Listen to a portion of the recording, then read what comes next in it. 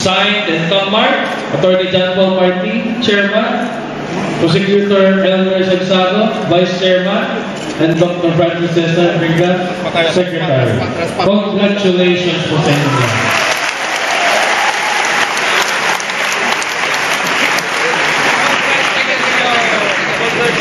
Congratulations po. Thank you. Group and then sa kesa. Sir, may sapay sir.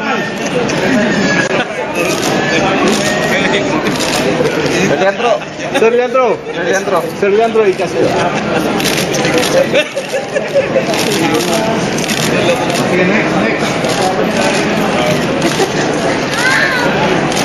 Thank you, sir. Makadule.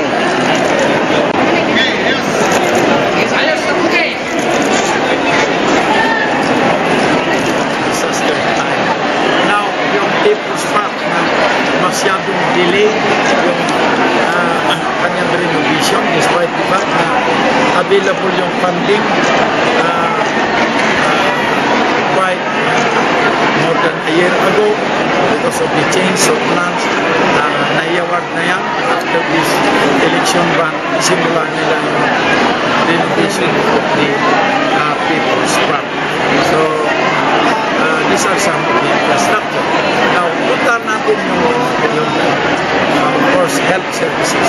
We have to continue strengthening and improving the different district health centers in our city of Bato to bring nearer our health services to our people. So, yung tourism programs natin, we have to continue improving, of course, yung botanical garden, yung public market natin with the interest of the vendors is always part of the development of the public market. And then Mines View Park. Kailangan yung Mines View Park na we have to continue improving that. It's one of the tourism destinations in our city. So, to mention some. Now, puntahan natin yung educational and sports facilities. Isussustain natin yan. The athletic bowl that was been recently renovated, meron pa yung hindi nagamit na 60 million na inappropriate ng city government. So we have to, after this election, favor construct also the building. Idugtong na lang natin sa grandstand na yan para lahat ng indoor sports activities will be done in the city area. And then continue to enhance and improve the alternative learning system. Sana nga yung talagang anak natin did not go to school either because of poverty or because of negligence and bad attitude nung sila pa'y bata. May mabigyan sila ng opportunity to enter high school and college by way of the alternative learning system.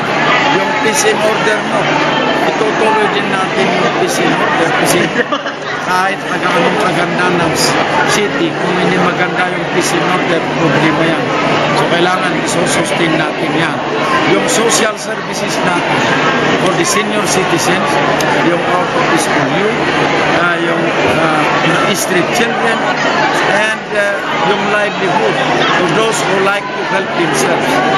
Matagal na sinimulan natin yan. So we have to continue it. So we have a lot of homework to do, and you have only 3 years to perform all of this. So I am appealing to everybody, including those who were our opponents during the last election. If they have good ideas to address these problems, ako naman I always welcome suggestions from whoever it is coming. Now, if it is feasible and doable, then makakatulong sa ating lungsod, i-welcome natin and gagawin natin. So, yun nga. That's why I'm appealing likewise to yung mga kasama ko who are elected to this 2016 election.